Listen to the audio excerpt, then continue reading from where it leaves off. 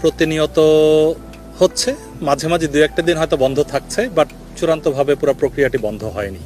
এই বিষয়ে আমরা আমাদের পক্ষ থেকে বিএসএফ এর কাছে করার প্রতিবাদ সবসময় দিচ্ছি, এবং যেটা বলেছিলাম নিয়ম মাফিকভাবে হ্যান্ডওভার করা। যদি আমাদের বাংলাদেশি কেউ অবৈধভাবে ভারতে গিয়ে থাকে, তাদেরকে কিছু কিছু জায়গায় বিএসএফকে আমরা বুঝিয়ে একটা নেগোশিয়েট করে মিটিংয়ের মাধ্যমে আমরা নিশ্চিত করেছি তারা আমাদেরকে অফিসিয়ালি হ্যান্ডওভার করছে কিছু কিছু জায়গায়।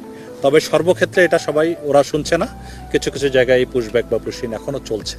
তো আমাদের এই বিএসএফকে বলার পাশাপাশি আমরা স্বরাষ্ট্র মন্ত্রণালয়ের মাধ্যমে আমাদের পররাষ্ট্র মন্ত্রণালয় বলেছি, পররাষ্ট্র মন্ত্রণালয় থেকে একাধিকবার ভারতীয় হাই কমিশনে লেখা হয়েছে, আমাদের বাংলাদেশি যে দূতাবাস রয়েছে ভারতে সেখানে লেখা হয়েছে, এবং ভারতের দূতাবাসে যে হাই কমিশনার আছেন তার সাথেও আমি যোগাযোগ রাখছি। তো আমরা এটা প্রতিহত করার চেষ্টা করছি।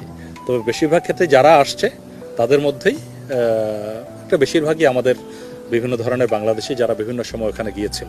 তবে শুধু তাই না, কিছু কিছু ভারতীয় চলে আসছে, ভারতীয়কেও পাঠিয়ে দিচ্ছে, কিছু কিছু রোহিঙ্গাকে পাঠিয়ে দিচ্ছে, যেগুলোর ব্যাপারে আমরা শুধু প্রতিবাদ নয়, এবং আপনারাই বিভিন্ন ক্ষেত্রে অনেক মিডিয়াতে এগুলো পাবলিশ করেছেন, বিভিন্ন আন্তর্জাতিক মিডিয়া পাবলিশ করেছে যে বিষয়টি একটি মানবাধিকার লঙ্ঘনের সামিল হয়ে যাচ্ছে। সীমান্ত অরক্ষিত বা সীমান্তের নিরাপত্তা নিশ্চিত করার পরেই আমরা বাকি